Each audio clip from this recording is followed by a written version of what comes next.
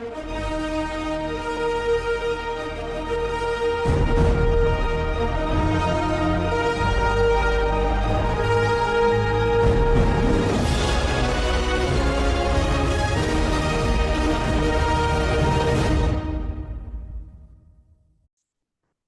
hey, my name is Bill Lawson, and welcome to the Morning Report.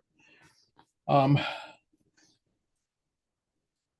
I through scrolling Twitter and scrolling Instagram and all these apps, what I have yet to find is a calm, reasonable voice on either side, really. But I think there's a quiet hunger right now in this country, not for slogans, not for outrage, not for another viral clip designed to inflame one side while humiliating the other. The hunger for calm.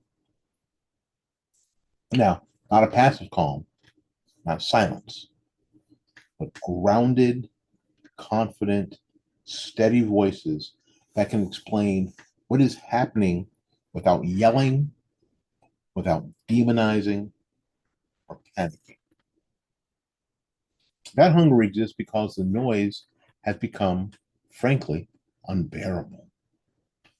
Every issue is framed as a crisis, as an emergency. Every disagreement is treated as a moral failure. Every headline is written to provoke fear or rage. The result is not engagement, the result is exhaustion. So, in this environment, calm voices matter more than ever, not because they're neutral, but because they're stabilizing. Calm voices create space for thought. They lower the emotional temperature. They allow people to consider ideas without being attacked. And in a fractured society, that function is not optional.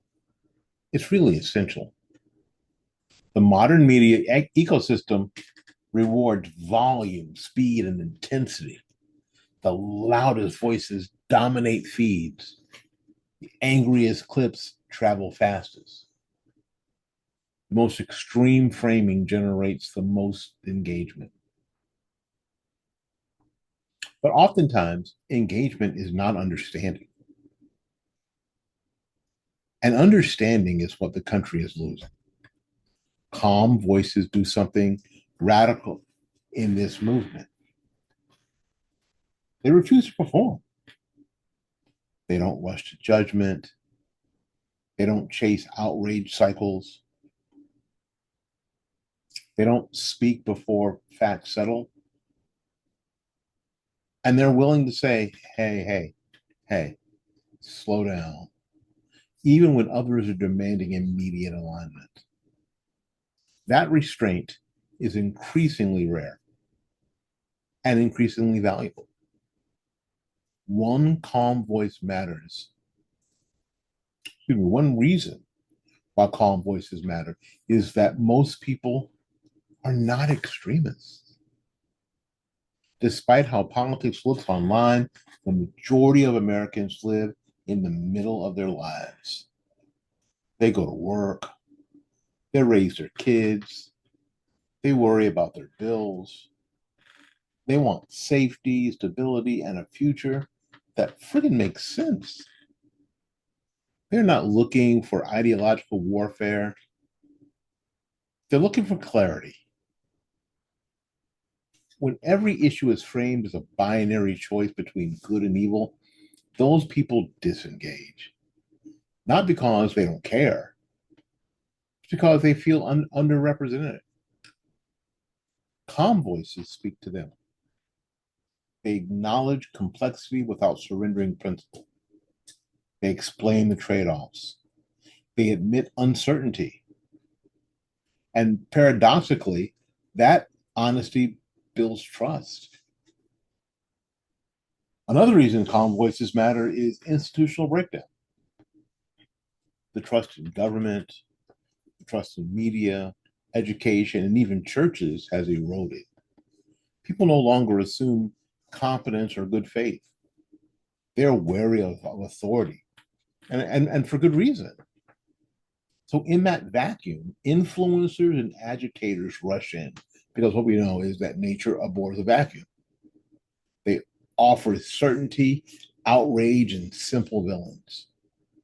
They speak with absolute confidence, even when they're wrong, and even when they know they're wrong. Calm voices do not compete on that terrain. They do something more difficult. They rebuild trust slowly by modeling seriousness. They do not promise easy answers. They explain the processes. They contextualize events. They resist emotional manipulation. Now, that doesn't make them popular overnight. Boy, do I know that. But it does make them durable. Calm voices also matter because panic spreads faster than truth.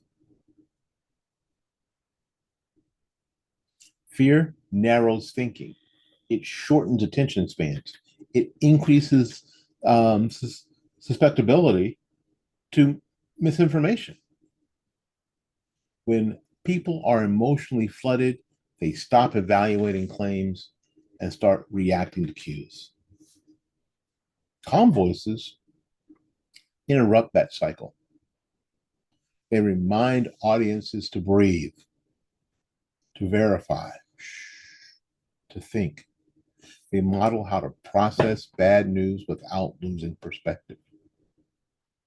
This is not weakness, this is leadership.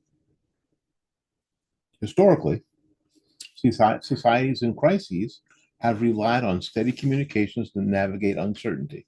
Leaders who spoke slowly, carefully, and honestly during moments of upheaval and prevented panic from compounding damage.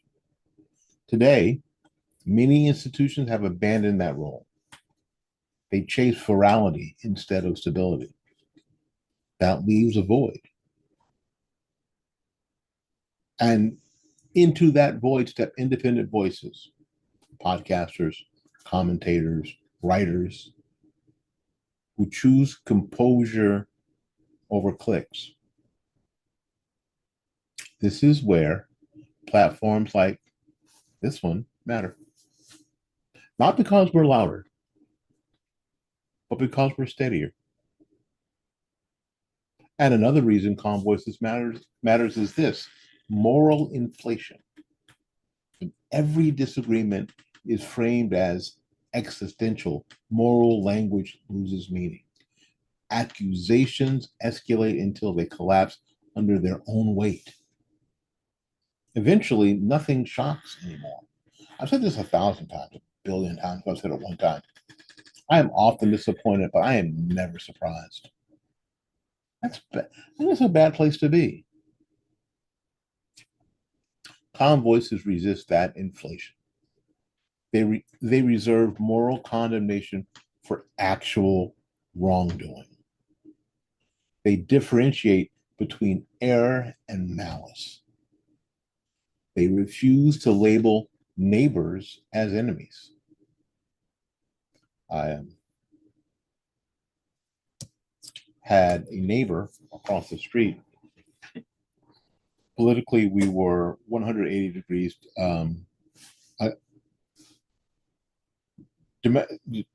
opposed to each other. But what I wasn't going to do, I wasn't going to make him my political enemy. He was my neighbor. And when we moved in here 99, 2000, we had a financial problem that they helped us out of. Frankly, they helped us keep our home.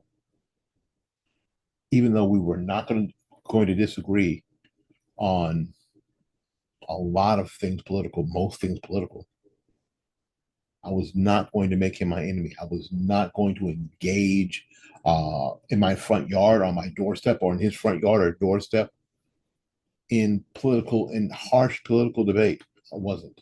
Or online. Occasionally, I remember that he would comment on something that was on my Facebook page. And I guess he was looking for a reaction. So what I learned to do is I learned to I flooded my Facebook page with all sorts of other stuff to push down that discussion under the the fold so it couldn't be seen because I was not going to make him my enemy. He's my neighbor. In September, he passed away. And I look out across the street through our window every day, and I go, I really miss that cantankerous son of a bitch. I really do. Um, I'm not going to make my neighbor, my enemy. I'm not going to. And you shouldn't either. So that restraint preserves moral clarity rather than diluting it. And it also makes accountability possible. You cannot correct behavior if every mistake is treated as unforgivable. You cannot persuade if disagreement is framed as hatred. Calm voices keep those pathways open. There's also a deeply practical reason calm voices matter. People will copy what they see. Media sets tone. If commentators shout, audience shouts. If leaders insult, followers imitate. If institutions panic, citizens panic. Calm voices model a different posture. They show that strength does not require aggression, that confidence does not require cruelty, that conviction does not require chaos. This modeling effect is subtle but powerful. And over time, it shapes the discourse. Of course, calm voices are often attacked. They are accused of being weak or complicit or insufficiently passionate. They are pressured to pick a side or escalate your rhetoric. But calm, like I said before, is not neutrality. It's discipline. It's choosing effectiveness over emotional release. It is understanding that persuasion requires trust, and trust requires composure. In moments of cultural instability, societies face a choice: escalate conflict or stabilize the discourse. Calm voices push towards stability without surrendering truth. They do not deny injustice. They contextualize it. They do not minimize harm. They prioritize proportion. They do not demand silence. They demand seriousness. That is why calm voices matter right now. Not because they solve everything, but because without them, nothing gets solved at all.